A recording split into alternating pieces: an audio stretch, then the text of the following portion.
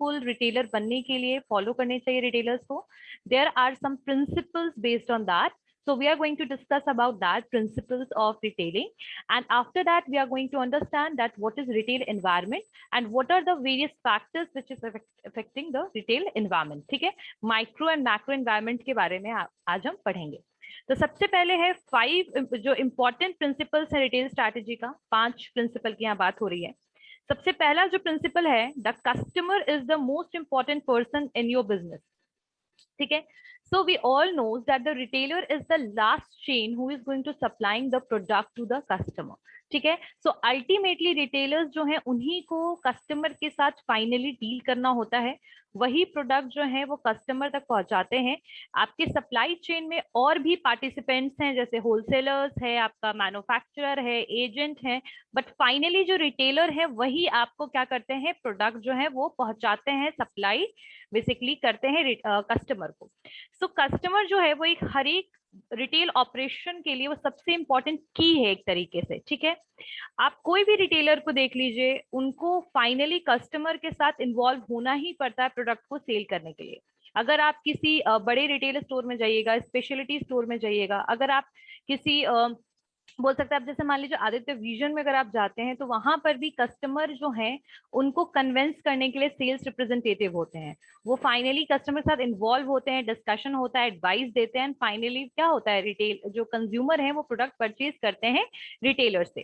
ठीक है. सो अपने कस्टमर को जानना, what kind of need they have to purchase the product, क्या प्रोडक्ट किस टाइप का खरीदना है, इसके बारे में जानकारी होना बहुत ज्यादा जरूरी है. किसको, रिटेलर को. क्योंकि अल्टीमेटली आपका प्रोडक्ट वही सेल होगा जो रिक्वायर है बेसिकली किसके द्वारा, कस्टमर के द्वारा. तो finally we can say that अपने बिजनेस में जो भी आप बिजनेस कर रहे हैं, जो भी टाइप के प्रोडक्ट्स मार्केट में आप अवेलेबल करा रहे हैं कस्टमर को, उसके बारे में नॉलेज होना बहुत जरूरी है. और कस्टमर का क्या डिमांड है उसके बारे में बेसिकली एनालिसिस करना जरूरी है रिटेलर्स को. आई बात समझ में. पहला पॉइंट, फर्स्ट प्रिंसिपल क्लियर हो गया रिटेल स्ट्रैटेजी में कि कस्टमर जो है वो सबसे इंपॉर्टेंट पर्सन है किसके लिए, आपके बिजनेस के लिए. ठीक है. क्लियर हो गई बात. क्योंकि प्रॉफिट अर्निंग भी जो होगा रिटेलर का वो किसके थ्रू होगा, ऑब्वियसली कस्टमर के थ्रू. जितना ज्यादा प्रोडक्ट सेल होते हैं उतना ज्यादा प्रॉफिट मिलेगा. बट सेल करना is not the purpose, but what kind of need they have. ठीक है. रिटेलर को ये भी जानना जरूरी है, इंफॉर्मेशन होना जरूरी है. आई बात समझ में यहाँ तक. Detail. So the second point is retail in detail. This is the second principle. Retail in detail. जो सक्सेस है रिटेल का वो उसकी डिटेल में है. इसका मतलब क्या है बेसिकली कि हमें बेसिकली हमेशा ध्यान देते रहना. We have to improve those gap which is basically related with the customers. मान लीजिए कि कुछ ऐसे रिटेलर्स होते हैं जो प्रोडक्ट तो बहुत अच्छा सेल करते हैं, बहुत क्वालिटेटिव प्रोडक्ट सेल करेंगे, but they are not able to give the proper service to the customer. So these are basically gaps, and because of these gaps the customers are not able to become the loyal customer. नहीं बन पाते हैं. तो हमें दूसरे retailers से basically क्या लेना, लेसन लेना है कि जो भी गैप उन्होंने छोड़ दिया है उस गैप को फिल करने की कोशिश करना है as a retailer. We have a detailed information about the need, requirement, as well as we have to improve our service. ठीक है. हमें अपनी सर्विस को भी इम्प्रूव करते रहना है. ठीक है. हमें ध्यान देना है कि कौन से प्रोडक्ट को कितना टाइमली और कब अवेलेबल कराना है कस्टमर को. जैसे मान लीजिए कि अभी आज फेस्टिवल है, फेस्टिवल का टाइम चल रहा है, दिवाली है.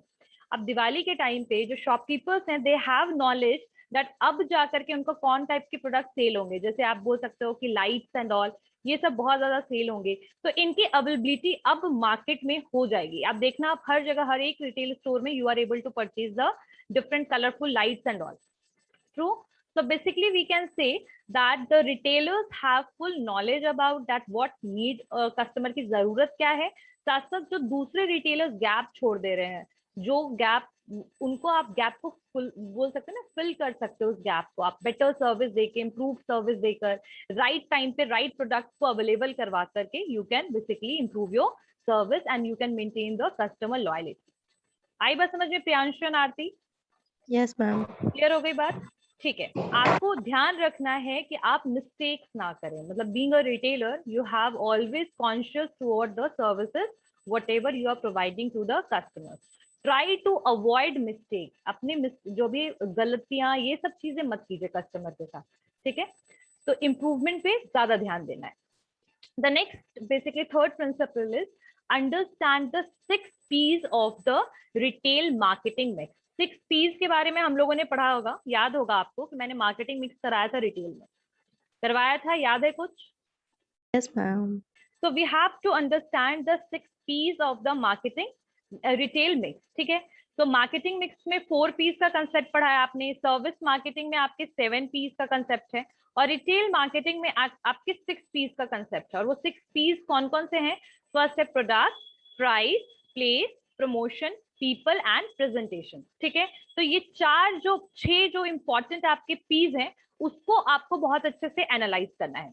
First P is product, like what kind of product basically you are offering to the customers, किस टाइप के प्रोडक्ट जो हैं आप कस्टमर को ऑफर कर रहे हैं, क्या जो भी वो प्रोडक्ट आप ऑफर कर रहे हो वो कस्टमर के डिजायर और नीड के साथ मैच कर रहा है, ठीक है। और प्रोडक्ट जो है वो जो हम प्रोडक्ट डिलीवर कर रहे हैं कस्टमर को, बेसिकली उससे हम प्रॉफिट अर्न कर पा रहे हैं या नहीं, ठीक है। तो पहला तो हमें प्रोडक्ट के लिए कॉन्शियस रहना है। Second is price, like what price, like आपकी डिस्काउंटेड प्राइस में प्रोडक्ट प्रोवाइड कर रहे हो, लो प्राइस में कर रहे हो, पेनिट्रेशन स्ट्रैटेजी को अडॉप्ट कर रखा है आपने, लो क्वालिटेटिव प्रोडक्ट सेल कर रहे हो, तो मतलब प्राइस कितना रखना है प्रोडक्ट का, कितना मार्जिन सेट करना है, ठीक है। ये चीज भी आपको क्या करना है, ध्यान रखना है, ठीक है। प्राइस ऐसा होना चाहिए बेसिकली जो हर एक पर्सन, जो मतलब जो लोग जिनको भी आप ऑफर करें, फॉर एग्जाम्पल अगर आप मिडिल क्लास फैमिली को ऑफर कर रहे हैं, तो प्राइस जो होना चाहिए प्रोडक्ट का वो क्या होना चाहिए, रिजनेबल होना चाहिए, ताकि वो अफोर्ड कर सके। करेक्ट लेवल आपको बेसिकली मेंटेन करना पड़ेगा। प्राइस जो है अगर आपने हाई रखा है तो उसका प्राइस हाई है, तो उसका भी रीजन होना चाहिए। जैसे टेक्नोलॉजिकल प्रोडक्ट जब भी मार्केट में लॉन्च होते हैं, हमेशा उनका प्रोडक्ट का प्राइस हाई रहता है। तो what kind of product you are selling, और उस प्रोडक्ट के लिए रीजनेबल प्राइस क्या है, ये आपको ध्यान में रखना है, ठीक है।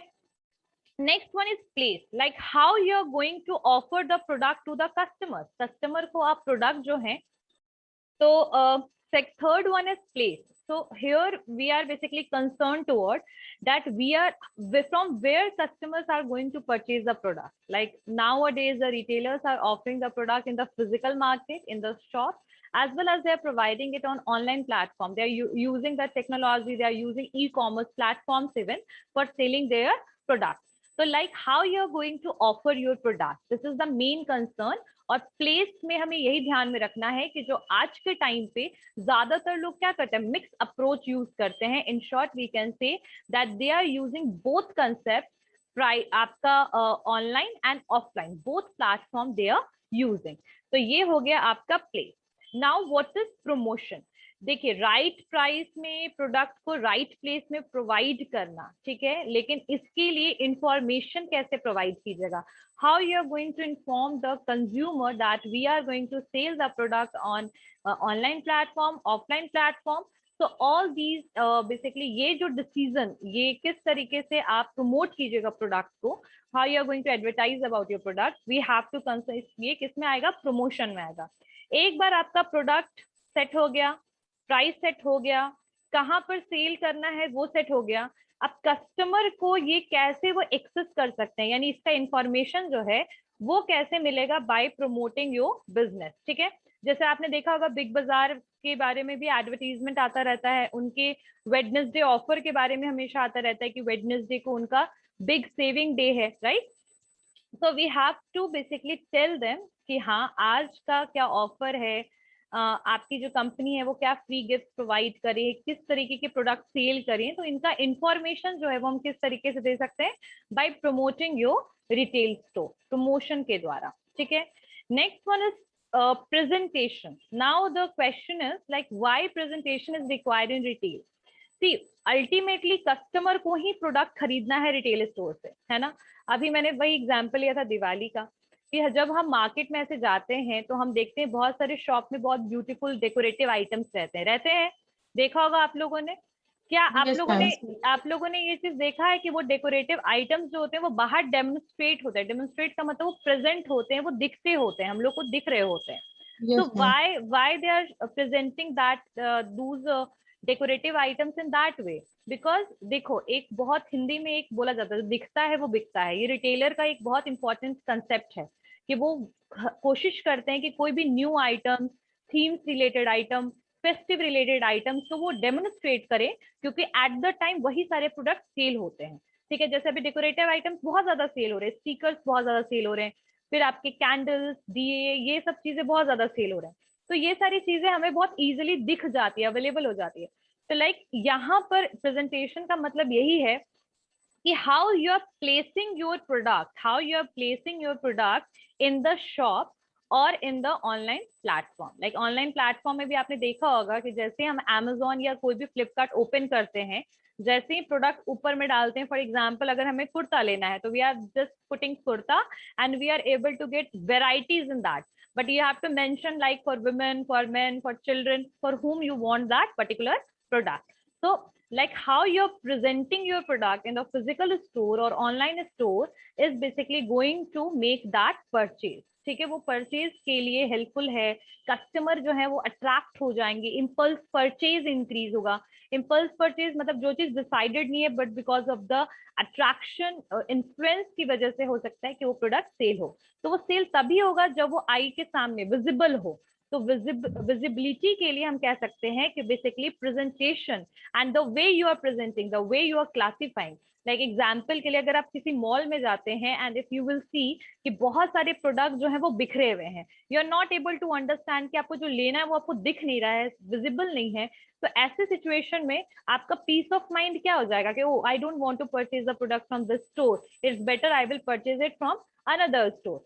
तो बेसिकली जितनी क्लीनलीनेस के साथ आप चीजों को प्रेजेंट करेंगे, क्लासिफिकेशन कैसा होना चाहिए, सबसे बड़े प्रोडक्ट को सबसे पीछे रखे, उससे छोटे को उससे आगे, उससे भी छोटे को आगे, ताकि हर प्रोडक्ट विजिबल हो, है ना। तो presentation should be very much clear and arrangement should be the in a logical way. Arrangement जो होना चाहिए प्रोडक्ट का क्या होना चाहिए, लॉजिकल वे में होना चाहिए। और जो सबसे ज्यादा अट्रैक्टिव प्रोडक्ट है, कोशिश करना चाहिए उससे, जैसे कपड़ों को ले लें, अगर हम क्लोथ्स को ले लें। यस मैम, आगे हाँ रखते हैं उसको। बिल्कुल। तो क्लोथ्स जो होते हैं उसमें सबसे ज्यादा प्रेजेंटेशन कैसे होता है, जैसे आप देख सकते हो विंडो में, ग्लास विंडो के थ्रू क्या करते हैं, प्रेजेंट करते हैं अपने प्रोडक्ट को, देखते हो ना। जैसे अगर आप बहुत सारे यहाँ पर अगर बोरिंग रोड में भी आप स्टोर्स देख लोगे तो वहां भी आप देखते होंगे कि स्टोर के बाहर कोई डमीज है, मैनीक्वींस, और उनके ऊपर उन्होंने क्या पहना रखा है, बहुत अट्रैक्टिव सा क्लोथ पहनाया हुआ है। तो what kind of product you are offering, the presentation should be like that only। like if you are selling clothes को सेल कर रहे हो तो मैनीक्वींस के ऊपर अगर आप उनको क्लोथ्स पहनाते हो बेसिकली डमीज पे, तो वो बहुत बेटर लगेगा, क्योंकि द पर्सन विल एनालाइज कि इस डमी पे ऐसा लग रहा है तो मुझ पे ये ड्रेस कैसा लगेगा, है ना। तो presentation should be clear. Presentation क्या होना चाहिए, क्लियर होना चाहिए, बेटर वे में होना चाहिए, लॉजिकली होना चाहिए, और जो प्रोडक्ट्स हैं वो प्रॉपरली क्लासिफाइड होना चाहिए। क्लियर होगी बात। और थीम ओरिएंटेड प्रेजेंटेशन भी आप कर सकते हो, जो मैंने दिवाली का एग्जांपल लिया, बहुत जगह पे भी थीम ओरिएंटेड चल रहा है, यानी रिलेटेड विद दिवाली प्रोडक्ट, है ना। आई बात समझ में, प्रेजेंटेशन क्लियर हो गया सबको। Yes ma'am. चलिए नेक्स्ट पॉइंट इज पीपल। अब किसी भी रिटेलर के लिए कौन एसेट है, तो बेसिकली पीपल। अब पीपल की बात यहाँ क्यों आ रही है, क्योंकि फाइनली जो प्रोडक्ट सेल करना है कस्टमर को वो भी लोग हैं, और जो सेल कर रहा है बेसिकली जो करने वाला है, रिटेलर हो या छोटे मोटे शॉपकीपर्स हो या बड़ा डिपार्टमेंटल स्टोर हो, सुपरमार्केट हो, हाइपर मार्केट हो, कोई भी जगह पे उस सेल को कंप्लीट करने के लिए बेसिकली कौन प्रेजेंट होते हैं, पर्सन। यानी कि एग्जाम्पल के लिए अगर आपको बिलिंग कराना है तो बिलिंग काउंटर में कौन प्रेजेंट होंगे, पीपल। अगर आपको कोई प्रोडक्ट में कंफ्यूजन है and you want to take advice और कंसल्ट करना चाहते हो आप किसी से, तो वो कौन होंगे, पीपल। तो इन शॉर्ट वी कैन से कि पीपल का जो इन्वॉल्वमेंट है वो बहुत ज्यादा हाई है, किसमें, रिटेलिंग में। तो we have to concern toward that कि आपके जो एम्प्लॉयज हैं और आपके जो सेल्स रिप्रेजेंटेटिव हैं वो पर्टिकुलरली ट्रेंड होने चाहिए, ताकि they are properly able to deal with the customer, यानी कस्टमर के साथ वो प्रॉपरली डील कर पाए, कस्टमर को कन्वेंस कर पाए, कस्टमर को एडवाइस दे पाए, कस्टमर की हेल्प कर पाए, ठीक है, और वो भी बिल्कुल पेशेंस के साथ। तो ये 6 पीज मैंने आपको बताया, ये बेसिकली किस चीज में है आपके, understand the 6 Ps of retail marketing mix, यानी कि ये थर्ड आपका प्रिंसिपल है। पहला क्या है कि कस्टमर जो है वो सबसे इंपॉर्टेंट है रिटेल के लिए। सेकेंड है कि we have to try to improve our sales retail in detail का मतलब है कि सिर्फ प्रोडक्ट सेल करना एम नहीं होना चाहिए, उसके अलावा गैप्स वगैरह जो भी हैं अपने आप को इम्प्रूव करना चाहिए, मिस्टेक्स को अवॉइड करना चाहिए। और थर्ड पॉइंट है कि understand the 6 P's of the retail marketing mix. ये तीनों प्रिंसिपल क्लियर हो गया? सबको समझ आया? Aarti, Priyanshu? Yes, ma'am. Next principle is go the extra mile for your customer. Go the extra mile for your customer, ठीक है? यानी अपने कस्टमर को बेटर कस्टमर सर्विस दीजिए और अपने कस्टमर को समझिए, अंडरस्टैंडिंग होना चाहिए, अपने कस्टमर को जानिए, नोइंग, ठीक है? और ये बेसिकली जो जर्नी है वो कैसे स्टार्ट होगा, जब आप उनको जितना डिलीवर करना है उससे ज्यादा प्रोडक्ट डिलीवर करेंगे, मतलब जितना डिलीवर करना है उससे ज्यादा कुछ डिलीवर करें, मतलब एक्सपेक्टेशन से ज्यादा जब आप उनको सर्विस दीजिएगा। लाइक एग्जाम्पल के लिए, if I am going to purchase a laptop, तो हो सकता है लैपटॉप मुझे बहुत सारे स्टोर में मिल जाएंगे, बहुत सारे रिटेल स्टोर में मुझे लैपटॉप मिल जाएंगे। तो ऐसे सिचुएशन में हो सकता है कि मैं क्या हो जाऊं, कंफ्यूज हो जाऊं। लेकिन जैसे ही मैं एक स्टोर में गई, मान लो आदित्य विजन में गई, तो मेरा जो कंफ्यूजन था that is related with the laptop, तो उन्होंने मुझे बहुत अच्छे से गाइड किया कि ma'am this one is the latest one, इसमें ये प्रोसेसर है, अगर आप चाहती हैं तो हम लोग आपको और भी दिखा सकते हैं, मैम ये भी देख सकते, like this kind of way, this way, ठीक है? Like because I am visiting that place, तो उस प्लेस में विजिट करते के साथ मेरे एक्सपेक्टेशन काफी हाई है, और एक्सपेक्टेशन हाई के अलावा उस समय मुझे उस एक्सपेक्टेशन से ज्यादा बेटर अगर सर्विस मिलेगा तो मैं क्या हो जाऊंगी, सेटिस्फाई हो जाऊंगी। तो customer satisfaction is very important, right? तो यहाँ पर कहने का मतलब ये है बेसिकली इस प्रिंसिपल से कि अगर आप सक्सेसफुल होना चाहते हैं, अगर आप एक पर्टिकुलर, अगर आप रिटेलर हैं, तो आपके जैसे multiple retailers are present in the market who are selling same kind of product, तो how you are going to distinct yourself, अपने आप को अलग कैसे कीजिएगा, अपने आप को डिफरेंशिएट कैसे कीजिएगा? तो basically what you have to deliver, जो भी आप गुड्स डिलीवर करते हैं उसके साथ वर्ल्ड क्लास आपको कस्टमर सर्विस डिलीवर करना चाहिए। अगर आप चाहते हैं कि कस्टमर आपके साथ उस रिटेल स्टोर के साथ साथ चले, ठीक है, आप, तो फिर उसके लिए कस्टमर का सेटिस्फैक्शन बहुत ज्यादा जरूरी है। और आपको सिर्फ कस्टमर पे नहीं, अपनी टीम पर भी काम करना, अपने एम्प्लॉइज पर भी काम करना है, ताकि वो भी आपके इस, बोल सकते हैं ना कि ये जो थॉट है, ये ऑब्जेक्टिव जो है, उसको फुलफिल करने में वो आपकी हेल्प कर पाए। तो आप कोशिश करना चाहिए कि हर कस्टमर को आप टाइम दीजिए, हर कस्टमर को आप सर्विस जो है वो प्रॉपर सर्विस डिलीवर कीजिए, टाइमली डिलीवर कीजिए प्रोडक्ट, ठीक है? और उसके अलावा जो भी वो एक्सपेक्ट कर रहे हैं, मान लो कि मैं एक ग्रोसरी स्टोर में जाती हूँ, तो मैं एक्सपेक्ट कर रही हूँ कि मुझे 10% डिस्काउंट मिल जाए, और उन्होंने मुझे 10% डिस्काउंट भी दे दिया, नेक्स्ट टाइम के लिए 10% डिस्काउंट का कूपन भी दे दिया, और मुझे होम डिलीवरी का सर्विस भी दे दिया। So in short, what I expected, like I only want 10% discount, but what I got multiple offers, right? I got basically बोल सकते हैं होम डिलीवरी का ऑप्शन तक मुझे मिल गया। तो समथिंग विच इज डिलाइट में, मुझे यहाँ पर खुशी हो जाएगी, है ना? क्यों खुशी होगी? क्योंकि मेरे एक्सपेक्टेशन से कई ज्यादा मुझे इन्होंने सर्विस प्रोवाइड किया, है ना? बिल्कुल। तो यहाँ पर यही चीज ध्यान रखना है कि कस्टमर आपके लिए सबसे इंपॉर्टेंट है, और कस्टमर का आपके रिटेल स्टोर के साथ चलना बहुत ज्यादा इंपॉर्टेंट है। और इसके लिए आपको क्या करना है, वर्ल्ड क्लास कस्टमर सर्विस देना। It's not about the product only, because customer will get product from the multiple place, but what make you different, what make you distinct, that is customer service. Clear हो गई बात? सबको समझ में आया? आप लोग सबको समझ में आ गया ये point? Next one is location. Location, the fifth principle is location, location, location. It is written 3 times, but you can only write one word, that is location. So the point is, like we all knows that customer is important. We all knows that we have knowledge about the marketing mix.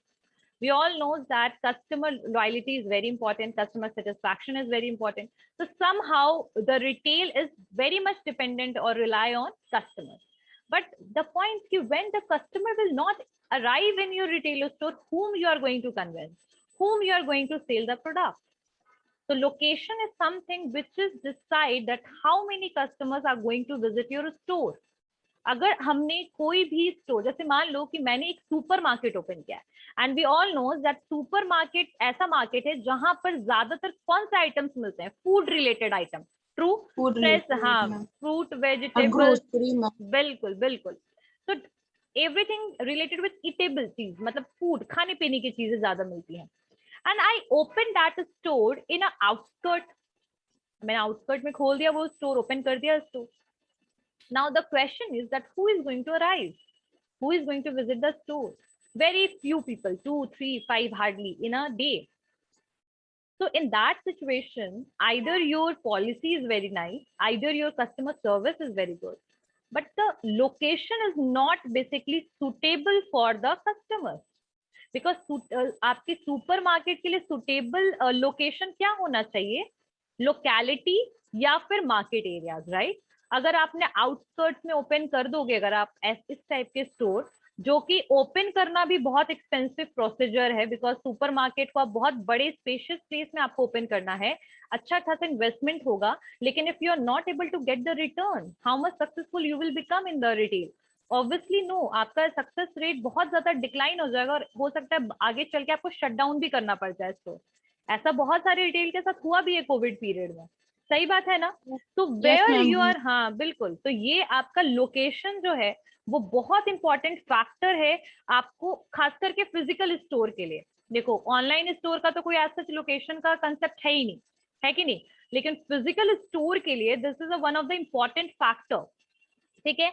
अब example में आप, वही मैंने बोला कि अगर मान लीजिए एग्जाम्पल में कि अगर आपने किसी बेस्ट लोकेशन के जगह पे, अगर आपने किधर भी, हो सकता है ये भी मैं बता दूं, एक और कंसेप्ट है यहाँ लोकेशन के साथ साथ, कि अगर आप एक सोल प्रोप्राइटर हो, अगर आप एक सोल प्रोप्राइटर हो, अगर आपने एक छोटा मोटा सुपरमार्केट ओपन किया है, कोई रिनाउंड आपका ब्रांड नहीं है, कोई लोग जानते नहीं है, तो ये भी आपके लिए एक बहुत वर्स्ट सिचुएशन हो सकता है, क्योंकि brand is also playing a important role for the recognition, कि आपके स्टोर को लोग जाने। कई बार ऐसा होगा कि आपने आउटस्कर्ट में भी ओपन कर दिया, आपके ब्रांड को कोई जानते भी नहीं है, तब तो और भी ज्यादा डिक्लाइन सिचुएशन हो जाएगा, आपका सेल होगा ही नहीं, है कि नहीं? तो ब्रांड, बेसिकली वी कैन से कि लोकेशन भी प्रॉपर होना चाहिए, आप कौन से ब्रांड में डील करो वो भी बहुत इंपॉर्टेंट है, ठीक है? अगर आप कोई रिलायंस फ्रेश ले लो, that is one of the supermarket, अगर आपने उसको आउटस्कर्ट में भी ओपन कर दिया, हाँ सेल कम जरूर होगा, but the people will able to understand that, है ना? तो location plays a important role, ठीक है, कि कहाँ पर आपको ओपन करना है स्टोर, और कितना ज्यादा सक्सेसफुल आपका स्टोर हो सकता है। और उसके अलावा नेसेसिटी, हो सकता है कि आपने सुपरमार्केट जहां ओपन किया, आउटस्कर्ट में भी ओपन किया, और साथ साथ में आपने एडिशनल फैसिलिटीज भी नहीं दिया, जैसे पार्किंग स्पेस। अब कोई लोग दूर से भी अगर आपके सुपरमार्केट में परचेज करने आएगा, तो हो सकता है कि उसको इनकन्वीनियंस हो, और हो सकता है लेटर ऑन वो परचेज ना करे। तो पार्किंग स्पेस की भी बहुत जरूरत है आजकल के टाइम पे, बिकॉज बहुत सारे पॉपुलेशन जो है वो अपनी कन्वीनियंस को यूज करते हैं whenever they are basically visiting hypermarket, supermarket, malls, और any these kind of modern retail store. अगर कोई भी विजिट करता है तो वो क्या करता है, वो अपनी कन्वीनियंस से आता है, अपने कार वगैरह से, बाइक से आते हैं, और ऐसे केस में if they will not feel basically कि उनके बेसिकली जो भी उनका ऑटोमोबाइल जो भी है, कार वगैरह, अगर वो सेफ नहीं है, वो बाहर वो पार्क नहीं कर सकते लॉन्ग टाइम के लिए, तो ऐसे सिचुएशन में भी कई बार आपके स्टोर में विजिट कम हो जाएगा, ठीक है? तो हमेशा याद रखना है कि फैसिलिटीज, स्टोर के साथ साथ फैसिलिटीज जो कस्टमर का आजकल का डिमांड है वो बहुत जरूरी है प्रोवाइड करना, और location should be best and suitable. और ये भी है कि सुटेबिलिटी भी डिपेंड करता है कि आप किस टाइप के स्टोर को ओपन कर रहे हो। जैसे छोटा मोटा आप बोल सकते हो ना, आप किराना स्टोर बहुत छोटा सा अगर है, तो उसको अगर आप हाईवेज में भी ओपन करोगे तो भी वो चलेगा, क्योंकि हाईवे इज दैट प्लेस जहाँ लोगों का आना जाना बिल्कुल कॉन्टिन्यूसली लगा रहता है ना? तो वो एक अलग सिचुएशन है। लेकिन अगर आप बहुत बड़ा स्टोर ओपन करो और वो भी आउटस्कर्ट में, जहाँ पर आपका इन्वेस्टमेंट हाई है, तो इसमें क्या पॉसिबिलिटी है कि आपको लॉस हो सकता है। तो लोकेशन को बहुत ध्यान में रखना है, कस्टमर की डिमांड को समझना है, कस्टमर सेटिस्फैक्शन पे रिलाई करना है, रिटेल स्ट्रैटेजीज को समझना है, retail strategy, retail marketing mix को समझना है। तो these are the principle, these are the 5 principle of basically retailing. किसी को कोई डाउट है? किसी को भी कोई डाउट? No, ma'am. सबको समझ आ गया? पहला पॉइंट क्या है आरती? फर्स्ट पॉइंट क्या है? एक मिनट रुक, चलिए फर्स्ट पॉइंट क्या है Aarti? First principle of retailing. Ma'am, customer. The first point is the customer is the most important person in the business. Second Yes, point, ma'am. कौन बताएगा मुझे second principle? Second principle, Detail in detail. retail in detail, retail in detail, retail in detail, ठीक है? Detail. Third point, 6 piece of retail marketing mix. very good. Understand the 6 P's of retail marketing mix. Next, fourth point, Ma'am, growth था, growth your extra. go the extra mile for your customer. Go the extra mile for your customer. अपने customer के लिए दूर तक जाना है, ठीक है? एंड दूर तक जाना है और कस्टमर को साथ लेके भी चलना है. तो इसके लिए सबसे अच्छा क्या है? World class customer service. Next point is, next principle is Location. Very good. तो ये सारे प्रिंसिपल सबको क्लियर हो गए everyone? Yes, ma'am. Okay, let's start with the retail environment. Retail environment. Retail environment. Okay, so we all knows, हम लोग को पता है बेसिकली. यहाँ देखते हैं, हम व्हाइट बोर्ड में शेयर कर रही हूँ. See, just imagine this is a retail store, right? And retail store में कौन कौन आते हैं? आपके कस्टमर आएंगे, सप्लायर होगा, प्रोडक्ट होगा, एक्सटीरियर डिजाइन होगा, इंटीरियर डिजाइन होगा, ठीक है? दीज आर दूस फैक्टर्स. ये वैसे फैक्टर्स हैं जो कहीं ना कहीं रिटेलर जो है उस क्या कर सकता है? कंट्रोल कर सकता है. क्या कर सकता है? कंट्रोल कर सकता है. ट्रू और नॉट? सही बात है या नहीं? True, ma'am. हो सकता है कस्टमर को इन हाउ ना कर पाए, लेकिन बाकी जो फैक्टर्स हैं, सप्लायर्स, आपके exterior designing, image, location, all these things are something which is basically controllable by retailer. So these are the basically micro environment. ये माइक्रो एनवायरनमेंट में आता है. वैसा एनवायरनमेंट, वैसे फैक्टर्स जिसको कोई भी रिटेलर कंट्रोल कर सके, दैट इज कंट्रोलेबल जो हो, उसको हम कहते हैं micro environment. But when we are seeing those factors which is out of the control of the retailers, or we can say that is not controlled by the retailers, that is macro environment. These are the basically forces of macro environment. So यहाँ पर दो in basically retail environment पे, इन दोनों environment पे dependent है, micro and macro. Macro में तुम लोगों को मैंने एक concept बताया था, slept या फिर pestle. पेस्टल भी बहुत लोग लेते हैं, पेस्टल, ठीक है? अब ये क्या है? तो ये सारे मैक्रो के पार्ट हैं. स्लेप्ट से क्या आएगा आपका? Social factor, legal factor, environment, ठीक है? ये सॉरी इकोनॉमिक फैक्टर. टी से पॉलिटिकल फैक्टर्स एंड टी से टेक्नोलॉजिकल फैक्टर्स. तो ये वैसे फैक्टर्स हैं which is not controlled by the retailers. Pastel से वही हुआ, पॉलिटिकल, इकोनॉमिकल, सोशल, टेक्नोलॉजिकल, फिर आपका लीगल, ठीक है? तो यहाँ पर आप स्लेप्ट वाले कंसेप्ट को लर्न कर सकते हो, ठीक है? तो आपका ये जो कंसेप्ट है, माइक्रो एंड मैक्रो कंसेप्ट जो है, ये हम लोग को इस टॉपिक को हमें पढ़ना है. तो सबसे पहले हम आते हैं आपके मैक्रो कंसेप्ट की तरफ, मैक्रो एनवायरनमेंट की तरफ आते हैं.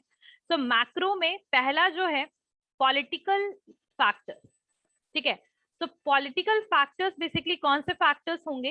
वैसे फैक्टर्स जो रिलेटेड होंगे गवर्नमेंट के साथ. जैसे किसी कंट्री के गवर्नमेंट बार बार चेंज हो रहे हैं, यानी कि इनस्टेबिलिटी है गवर्नमेंट में, ठीक है? गवर्नमेंट पोजीशन जो है वो बार बार हर एक वो दूसरे लोग या दूसरे लोग गवर्नमेंट बनाते जा रहे हैं अलग अलग. जैसे मान लीजिए इंडिया है, इंडिया में पहले कांग्रेस, फिर बीजेपी, फिर Congress, like some this kind of instability we can say. I am just giving the example, don't take it, इसको कोई पर्सनली मत लेना, ये सिर्फ एग्जांपल बता रही हूँ मैं, ठीक है?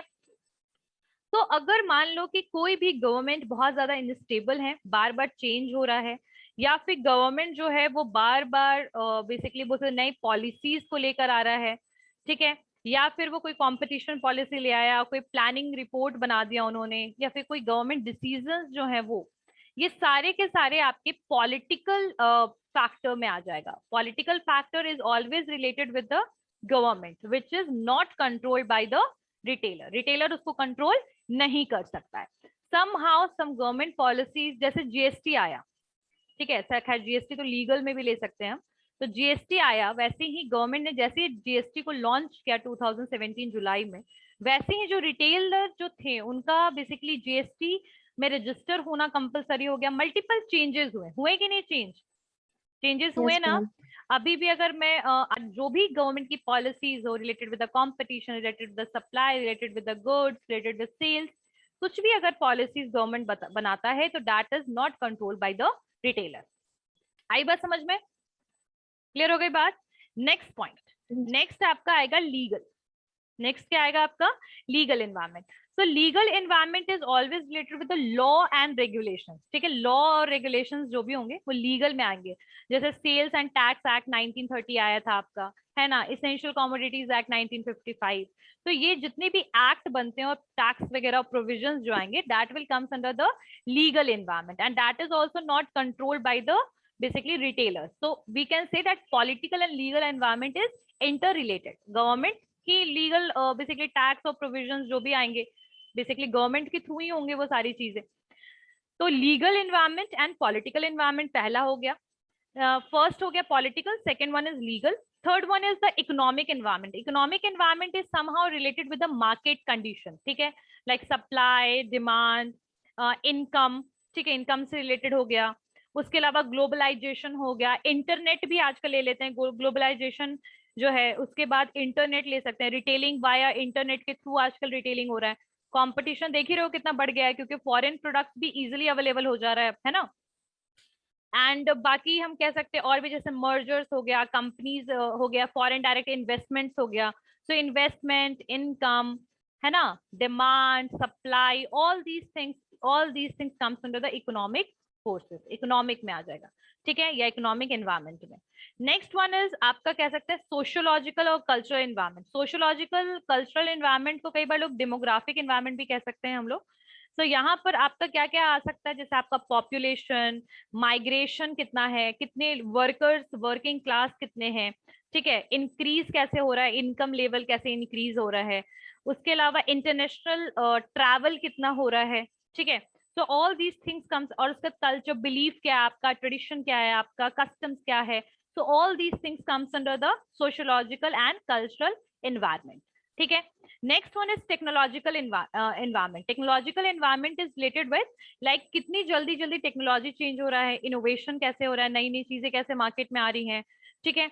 और जो पुराने जो भी आपके टेक्नोलॉजी है वो कैसे रिप्लेस हो रहा है ना। अब जैसे अभी आप किसी भी रिटेल स्टोर में जाओगे तो आप देख सकते हो कि आजकल कैश वाला सिस्टम तो लगभग खत्म हो चुका है या नहीं? Yes, हर जगह ma'am. जाओ, गूगल पे करते हैं, कार्ड से पेमेंट करते हैं।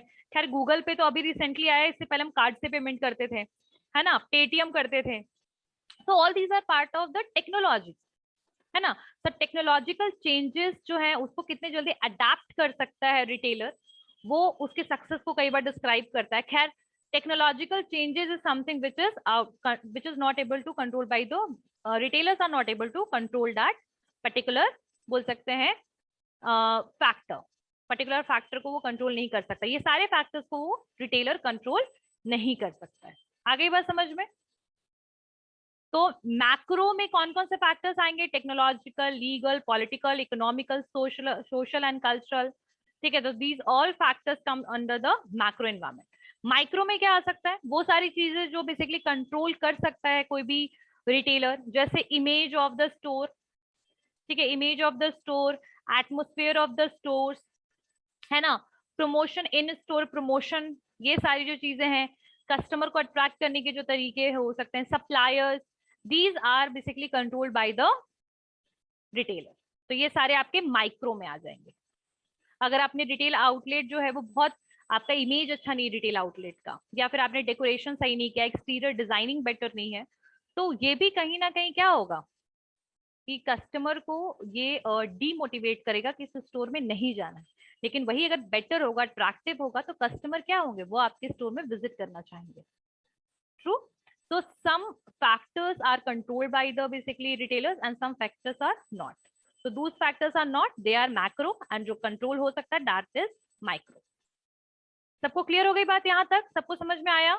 Yes, ma'am. सबको क्लियर है? किसी को कोई डाउट? किसी को भी कोई भी पॉइंट में डाउट है? इसको एक बार माइक्रो को फिर से कर लेंगे, ठीक है? मैक्रो तो लगभग हो गया है और प्रिंसिपल्स हो गया है, ठीक है? ओके बेटा, ठीक है। See you all in the next class. Anyone have any doubt? No ma'am. Okay चलिए, ठीक है। See you all in the next thank class. You. Okay, भेज दीजिएगा, ठीक है।